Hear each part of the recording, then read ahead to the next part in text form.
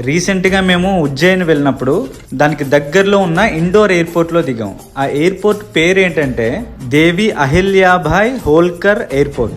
అప్పటి వరకు నాకు ఆవిడెవరో తెలీదు. నేను ఎయిర్పోర్ట్లో దిగి జస్ట్ అలా చూస్తూ ఉంటే ఒక ఫోటో నన్ను అట్రాక్ట్ చేసింది. అందులో ఒక పెద్ద ఆవిడ శివలింగాన్ని పట్టుకుని ఉంది. ఆవిడే అహల్యాభాయ్ హోల్కర్.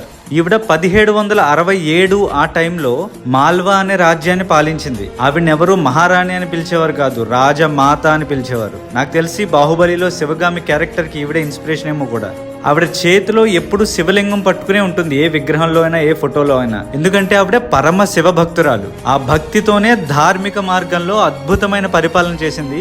ఎన్నో దేవాలయాల్ని పునర్నిర్మించింది. ఏంటి మన సోమనాథ ఆలయం కానీ, వారణాసి ఇలాంటి వాటిని రీకన్స్ట్రక్ట్ చేసింది అప్పట్లో. ఆవిడ మధ్యప్రదేశ్ లోని మహేశ్వర్ అనే ప్లేస్ నుండి పరిపాలన చేసేది. ఇప్పటికీ ఆ మహేశ్వరం శారీస్ అవి ఎంత పాపులర్ అంటే అంతలా ఆవిడ అక్కడ లోకల్ గా ఉండే స్కిల్స్ ని గానీ ప్రమోట్ చేసింది. సో అలా శివుడి దర్శనం కోసం ఉజ్జయిని వెళ్ళిన నాకు ఒక గొప్ప శివ భక్తురాలి దర్శనం కూడా అయింది.